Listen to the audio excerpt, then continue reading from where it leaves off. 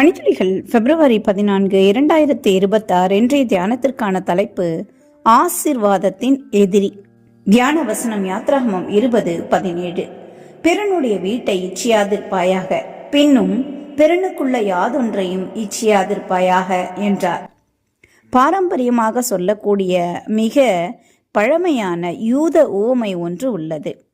ஒரு இரவுல கர்த்தருடைய தூதனானவர் ஏழை விவசாயி ஒருவருக்கு முன்பாக தோன்றினாராம். தூதன் விவசாயியை நோக்கி, உன் தகப்பனாகிய ஆபிரகாம் ஆசீர்வாதத்தை பெற்றுக்கொண்டது போல உன்னையும் ஆசீர்வதிக்கும்படி வந்திருக்கிறேன். எனவே நீ 3 விண்ணப்பங்களை கேட்கலாம். நீ கேட்கக்கூடிய அந்த 3 விண்ணப்பங்களும் உனக்கு நிறைவேறும். ஆனாலும் ஒரே ஒரு நிபந்தனை உள்ளது. அந்த நிபந்தனை என்னவென்றால், நீ பெற்றுக்கொள்ளக்கூடிய அனைத்திலும் 2 உன் பக்கத்து வீட்டுக்காரன் பெற்றுக்கொள்வான் என்பதே என்று கூறினாராம். அதற்கு அந்த விவசாயி சம்மதித்தானாம். அதிகாலையில் எழுந்தவுடனே அந்த விவசாயி தன்னுடைய முதலாவது விண்ணப்பத்தை செய்தானாம். ஆண்டவரே, எனக்கு 1000 ஆடுகளை கொடுக்க வேண்டும் என கேட்டாராம். கேட்ட மாத்திரத்தில் அவனுக்கு 1000 ஆடுகள் காணப்பட்டதாம். மிகவும் பெரிய தொழுவம் அவனுக்கு இருந்தது.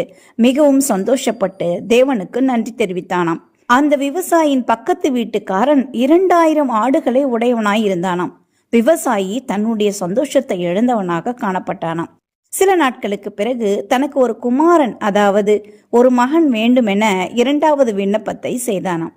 அவனுடைய மனைவி தான் கர்ப்பமாக இருக்கிறார் என்று கூறினாராம். எனவே மிகவும் சந்தோஷம் அடைந்தான். மாதங்கள் சந்தோஷத்தால் கடந்தது. குழந்தையும் பிறந்தது.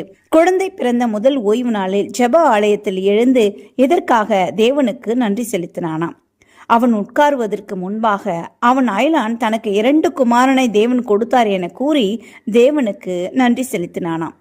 எல்லாவற்றிலும் அதிகமாக பெற்றுக்கொள்கிறான் என்கின்ற எண்ணம் அவனை மிகவும் வாட்டியது. தன்னுடைய அயலானுக்கு கெடுதல் நடக்க வேண்டும் என நினைத்த அந்த விவசாயி 3வது விண்ணப்பமாக, ஆண்டவரே, என்னுடைய வலது கண்ணை பிடுங்கி போடும் என கேட்டானாம். இந்த வார்த்தைகளை கூறிய உடனே கர்த்தருடைய தூதனானவர் அவன் முன்னே தோன்றி, உன்னை ஆசீர்வதிக்க வல்லவா நான் உனக்கு 3 வாய்ப்புகள் கொடுத்தேன். ஆனாலும் நீ பெற்றுக்கொண்ட ஆசீர்வாதங்களை நினையாமல் மற்றவனுடைய ஆசீர்வாதங்களை இச்சித்தது என்ன என கேட்டாராம். தேவனுடைய பிள்ளைகளாகிய நாம் எவ்வளவு ஆசீர்வாதங்களை தேவனிடத்து பெற்றுக்கொண்டாலும் மற்றவர்கள் பெற்ற ஆசீர்வாதங்களை ஒப்பிட்டு அவர்களை இச்சிக்கிறதை வழக்கமாக வைத்திருக்கிறோம். இச்சையோடு கூடிய பொறாமையும் நமக்கு வந்து விடுகிறது. வேதம் சொல்லுகிறது, யாத்ராகமம் 20:17, மேலே படித்தது போல, பிறனுடைய வீட்டை இச்சியாதிருப்பாயாக, பின்னும் பிறனுக்குள்ள யாதொன்றையும் இச்சியாதிருப்பாயாக என்று. தேவனிடம் நாம் நமக்கு கிடைத்த அனைத்திற்காகவும் நன்றி செலுத்துவோம். தேவன் நம்மை மேன்மேலும் ஆசீர்வதிப்பார். இந்த நாள் உங்களுக்கு இனிய நாளாயிருக்கட்டும்.